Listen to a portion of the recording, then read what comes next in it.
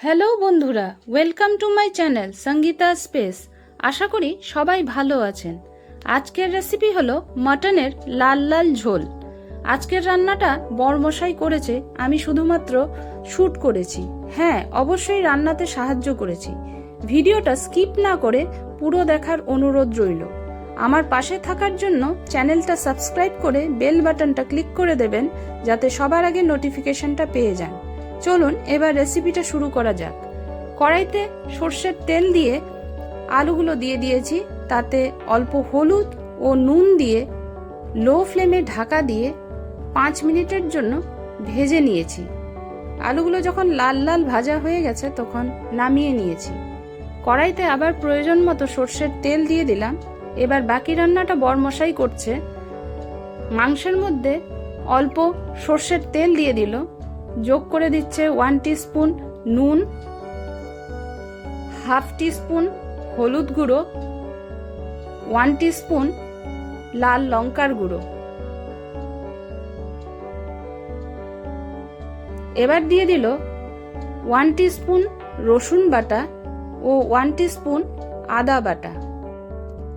হাতের সাহায্যে 2 থেকে 3 মিনিট মাংসটাকে খুব ভালো মতে এভাবে মাখিয়ে নিয়েছে। তারপর 15 মিনিটের জন্য রেখে দিয়েছিল। ফোড়নে দিয়ে দিয়েছে তেজপাতা ও গোটা গরম মশলা। এবার যোগ করে দিল পেঁয়াজ।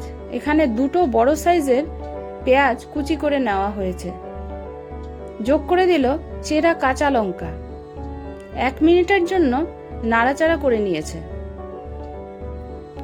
তারপর যোগ করে দিল ম্যারিনেট করা মাংসটা।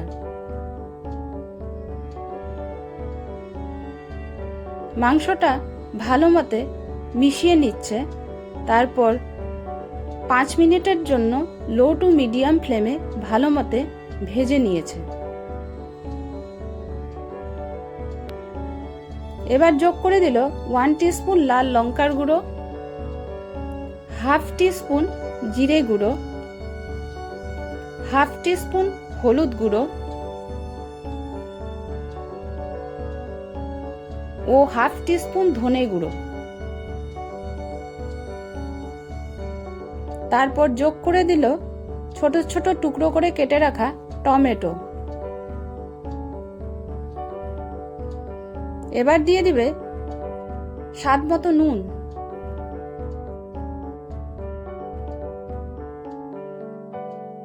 সবকিছু ভালো মতে মিশিয়ে নিয়ে আরও 10 মিনিটের জন্য মাংসটাকে খুব ভালো মতে ভাজা ভাজা করে নিয়েছে। তারপর যোগ করে দিল ভেজে রাখা আলুটা। এবার দিয়ে দিল 1/4 টিস্পুন গোলমরিচ গুঁড়ো। দিয়ে দিল অল্প চিনি।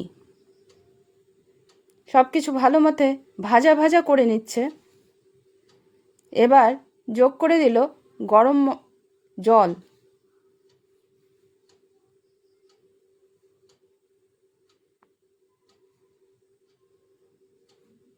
ঢাকা দিয়ে মাংসটাকে 10 মিনিটের জন্য লো ফ্লেমে রান্না করে নিয়েছে। তারপর যোগ করে দিল অল্প গরম মশলার গুঁড়ো।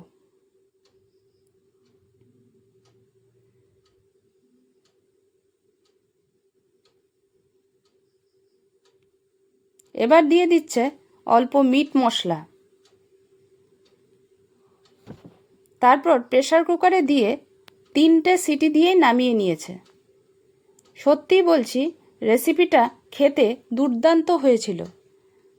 ভিডিওটা যদি ভালো লাগে লাইক, শেয়ার ও কমেন্ট করবেন। আজকে আসি, আবার দেখা হবে নতুন একটা ভিডিও নিয়ে।